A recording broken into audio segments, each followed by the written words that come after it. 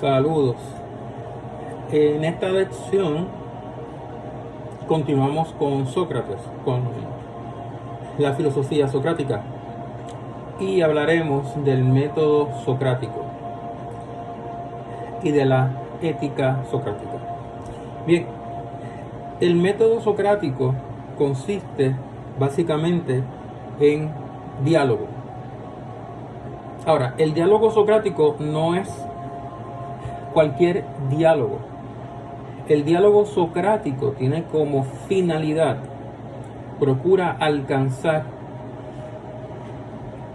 la definición general del objeto en torno al cual se dialogue. Se trata de alcanzar la definición general, el concepto universal correspondiente al objeto de discusión, el objeto del diálogo.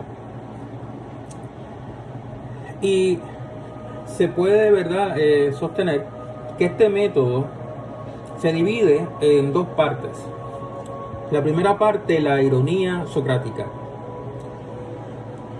Como el Dios, ¿verdad?, como el Dios le ha vetado, le ha impedido a Sócrates, según el diálogo platónico de Teetetos, le ha impedido que por sí mismo pueda encontrar en sí mismo, por sí mismo, en sí mismo,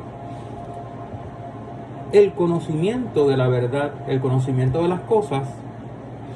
Sócrates tiene entonces que dialogar con los demás hombres y buscar en ese diálogo el conocimiento de las cosas, el conocimiento de la verdad. Ahora, si por sí mismo, en su interior, no puede encontrar el conocimiento de la verdad, el conocimiento de las cosas, pues Sócrates no sabe nada. Él no encuentra ese conocimiento en sí mismo, no puede encontrarlo. Y al no poder encontrarlo, él no sabe nada. Por eso, cuando en una ocasión un hombre que se llamaba Querefonte fue al oráculo de Delfos y pregunta: ¿cuál es el hombre más sabio de Atenas? El hombre más sabio. El oráculo de Delfos respondió que Sócrates era el hombre más sabio entre los atenienses. Sócrates era el más sabio. Respuesta del oráculo que asombró a Sócrates. Sócrates responde: yo solo sé que no sé nada. Él no sabe nada. En sí mismo, en su interior, no puede encontrar por sí solo el conocimiento. Yo solo sé que no sé nada. Y Sócrates, cuando comienza a dialogar con un interlocutor, Sócrates finge al inicio del diálogo que desconoce el objeto en torno al cual dialogarán. Él desconoce, no tiene conocimiento, es ignorante. Él finge que ignora, que desconoce.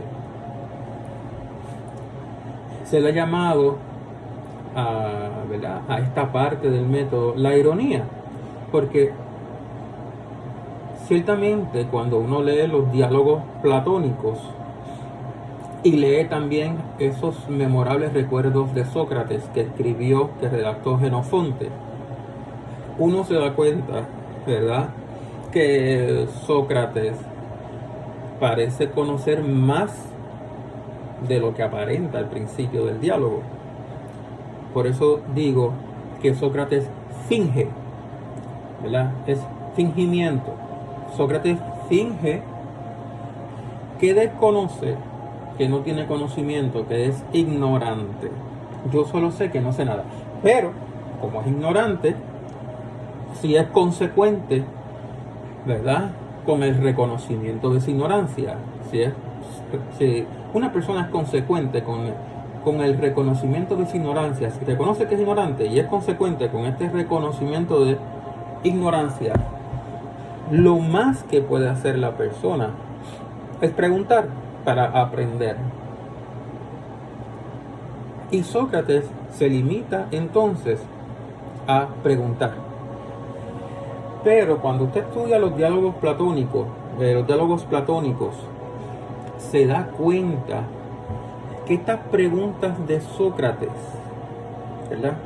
Estas preguntas de Sócrates dirigen al interlocutor en un momento del diálogo, lo van dirigiendo a que el locutor en un momento reconozca que tiene dudas o que ha hablado con inexactitud, que no es exacto en sus palabras e incluso que se contradice. Cuando el interlocutor reconozca que tiene dudas sobre el tema o que ha hablado con inexactitud, que no ha sido exacto en sus palabras, o incluso, ¿verdad? O que se contradice, que ha caído en una contradicción, entonces comienza la segunda parte del método, la parte, ¿verdad?, de la mayéutica. Comienza la segunda parte, la mayéutica. Comienza la segunda parte, la parte de dar a luz. Sócrates entonces ayuda a su interlocutor a dar a luz, a parir el conocimiento, a parir el concepto universal, la definición general correspondiente al objeto de discusión en torno al cual se discute. En la segunda parte del método, Sócrates continúa formulando preguntas. Él continúa formulando preguntas. Pero en esta ocasión, estas preguntas, ¿verdad?, en la segunda parte, las preguntas van dirigidas a lograr la formulación del concepto. Y Sócrates es interesante porque Sócrates en la segunda parte del método va presentando casos particulares relacionados con el tema de discusión, instancias particulares, casos particulares, para de estos casos tratar de llegar a un conocimiento general, para llegar a una generalización empírica, ¿verdad?, lo que se conoce como una generalización empírica. Es decir, presenta casos particulares relacionados con el objeto, ¿verdad?, de discusión, y cuando logra de estos casos particulares que él va presentando, él logra sacar características comunes a cada una de estas instancias o casos particulares que él presenta. Va sacando de cada uno de ellos características comunes a todos los casos que él presenta. Toma esas características comunes y las une. Y el resultado de la unión es el concepto, la definición. Tan pronto llegue a la definición, ¿verdad?, al concepto universal, si es que logra llegar al concepto universal en el diálogo, ¿verdad?, entonces se ha llegado al conocimiento. Voy a leer ahora unos pasajes. Quiero leer compartir con ustedes unos pasajes de la República de Platón. La República, que es un diálogo platónico muy importante cuando se trabaja política, teoría política, filosofía política. En la República o del Estado, ¿verdad?, en el libro 1, es decir, el capítulo 1, el libro 1 o el libro primero, Sócrates comienza a dialogar sobre el tema de la justicia. Y hay un sofista conocido en esta época, Trasímaco, que no está de acuerdo con lo que está diciendo Sócrates. Y Trasímaco, según lo que dice Platón, ¿verdad? Según lo que escribe Platón, Trasímaco conoce muy bien el método de Sócrates. Sabe cómo Sócrates procede con sus interlocutores. Conoce muy bien a Sócrates, cómo Sócrates se limita a preguntar y no quiere responder. Trata de no responder, sino que se limita a preguntar, según Trasímaco. Y de hecho, habla Trasímaco de la ironía socrática. Voy a leer unos pasajes del libro 1 de la República de Platón. Mire lo que dice aquí Trasímaco, luego de escuchar a Sócrates. Trasímaco le dice: Sócrates, ¿a qué viene toda esa palabrería? ¿A qué ese pueril cambio de mutuas concesiones? ¿Quieres saber sencillamente lo que es la justicia? Que es el tema central de este diálogo de la República, ¿verdad? La justicia. ¿Qué es la justicia? No te limites, le dice Trasímaco a Sócrates. Trasímaco le dice: no te limites a interrogar y a procurarte la necia gloria de refutar las respuestas de los demás. No ignoras que es más fácil interrogar que responder. Respóndeme ahora tú, ¿qué es la justicia?